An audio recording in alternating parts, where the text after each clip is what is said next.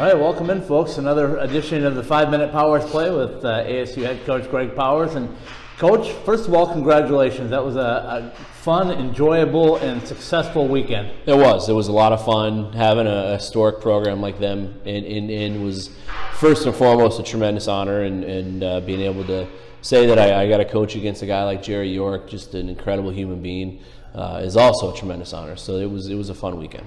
You know, I said for the first time, I think, this season, on Friday night between the second or after the second period, I had sweaty palms. I was a little nervous.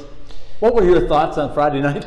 We weren't. There was never a doubt in our mind that we could win that game and that we would. I thought we had, in the better part of the grade A's, we hit 4 posts. The kid made an unbelievable save on Johnny in the second period, so we just had to stick with it, you know, and get an ugly one, and Crow got an ugly one, and then PJ got another ugly one, and sometimes that's how it's got to be done, especially against a goaltender that good. So, you know, we stuck with it, and it ended up working out. You know, I asked Steen in the press conference on Saturday night, I said, the way you guys are playing right now, is this a sign of maturity? Has this team matured into a mature hockey team?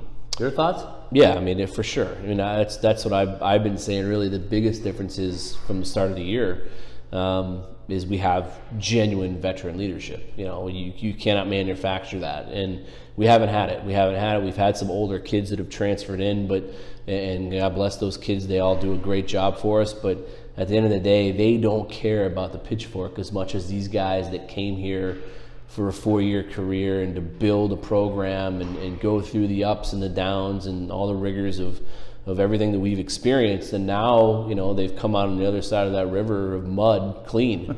and it's through a ton of hard work and belief and everybody's vision making it into a reality, and they've done a great job. And you can't manufacture that. You have to let that develop over the course of time and develop naturally, and then that's exactly what's happened. You know, it's been about a year now since you guys played in the Ice Vegas Invitational and captured your first trophy. When I look back over the past year, I think that was a turning point. I really think the guys took it to heart. Yep. Your thoughts on that? 100%. That's what I tell everybody I talk to. That's where things started to turn. Where you could sense a true belief and buy-in from the players, from top to bottom, you know, and we came back the next week and had a huge win against a great program in UMass Lowell, and our first shutout at Division I level, and then we beat Quinnipiac in a 3-on-3 overtime the next weekend, and we went to Michigan Tech and won.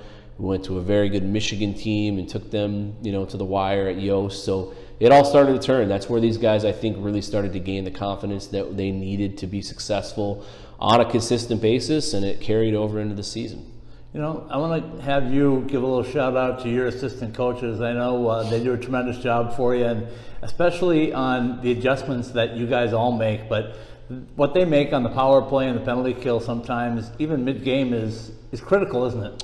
Yeah, I mean, it's you know, I'm hands off. I run this program as a kind of CEO mentality. When it comes to the power play, it's all Alex Hicks, and when it comes to the penalty kill, it's all Mike Field. Again, you know, they both have been very good. The power play hasn't executed and produced as much as we would like it, but it's not a lack of structure. It's not a lack of preparation. It's just a lack of execution. And at the end of the day, that's on the players. Players have to execute. Players win games. Players score goals, not coaches. So they're prepared. Obviously, Fieldsy does a great job on the kill. Was really good this weekend against BC. And it also helps when you have a goalie like you do.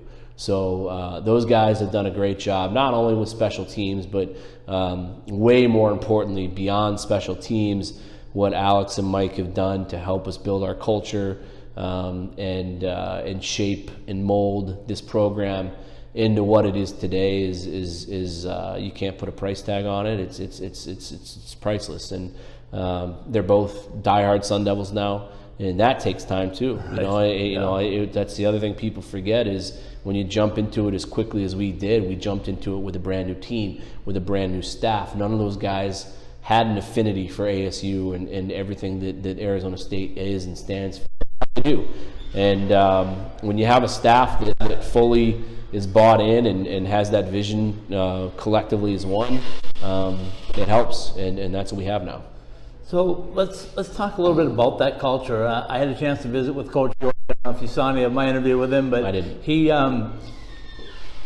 talked a lot about how important your program is for hockey, college hockey and college hockey in the Desert Southwest, for a couple of standpoints. He told me that having your program being in a Power 5 conference was a big deal to college hockey. Secondly, he told me that having the program out here helped grow the program. And I know you probably agree with both of those. Yeah, I think the first one goes without saying. And obviously, the larger of the university and the more notoriety that a brand brings to college hockey, the better off college hockey is, and that's what we do bring. Is the largest school in North America, and from a population standpoint, and so I think that's big. It's big from a PR standpoint with the growth, and then clearly, our geographic location, to me, is even more important in the growth of the game. We've part of our vision has always been from day one to help grow college hockey. There just simply are not enough stalls. There's too many good players, not enough stalls. So, like I tell everybody, I think our model is the realistic model. It's not the ideal model, but it's the realistic model. Penn State's model is the ideal model. When you can start with an arena and a conference and have a couple years to plan before your first game. That's the way you'd want to do it.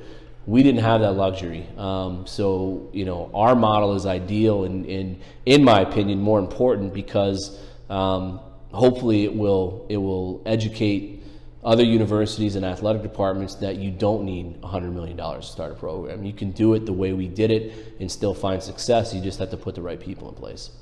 Wrap things up with something he also told me was that when we look at ASU and we look at the job you're doing, he thinks that your program is going to be in demand by the conferences. He said at the end of this season, Greg's going to have people banging down his door to join their conference. He said, first and foremost, he wants you in Hockey East.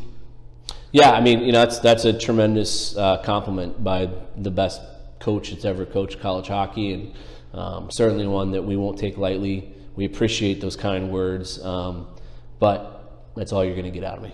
I hear you. Coach, good luck this weekend. 10 games left in the regular season. Let's keep marching on, and I'm going to start the new hashtag. I told you a little bit off camera, but it's now Powered by Powers for Coach of the Year. Thank you.